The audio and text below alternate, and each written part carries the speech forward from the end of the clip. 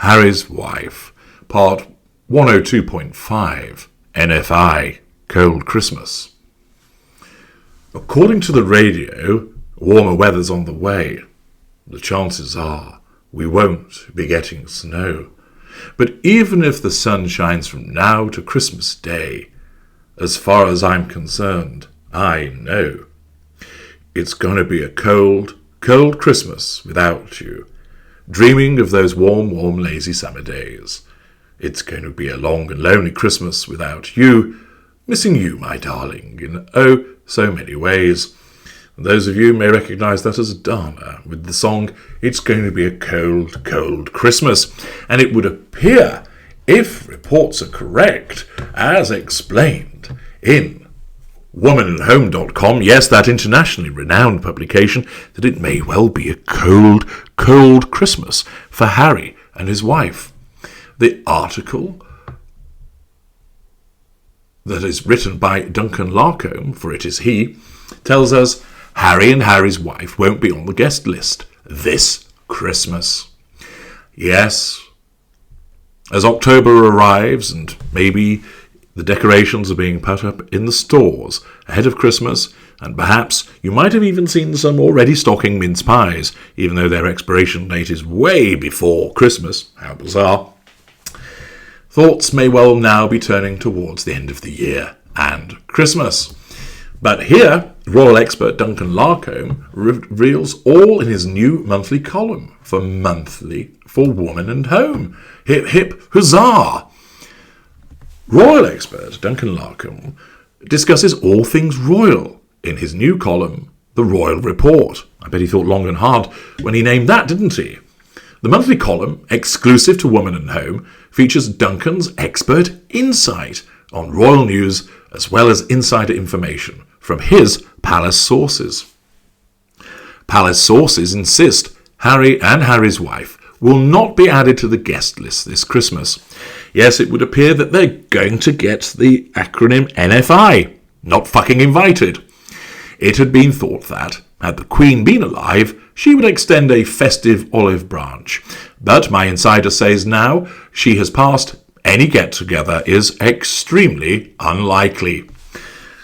As you know, Christmas is the occasion of apparent goodwill to all men, but usually is the occurrence of people getting completely stressed about ensuring everything's organised for the big day, people getting pissed up and falling out. Arguments about which family comes on Christmas Day and Boxing Day, arguments about the presents, and of course, Christmas is manna from heaven for the likes of our kind, an opportunity to either revel in it by seemingly being generous and kind and fun, or alternatively using it as a pretext to knock the hips out of so many people at Christmas parties, transgressing those professional work boundaries, or in many instances, to spoil it. Opening the presents ahead of time, rejecting people's kind and thoughtful purchases, pissing on the log fire, and knocking over the Christmas tree. Sitting and sulking because they didn't get the present that they never asked anybody for, so how is anybody meant to know what to get to them? But what about Harry and Harry's wife? Well, according to Mr. Larcombe, most families try to put differences to one side at Christmas. Surely the royals could muster up something for the season of goodwill. But that's it. Yes, that's the totality of this huge article. That in his new inspirational column, all he can basically say is, they're not on the guest list for Christmas.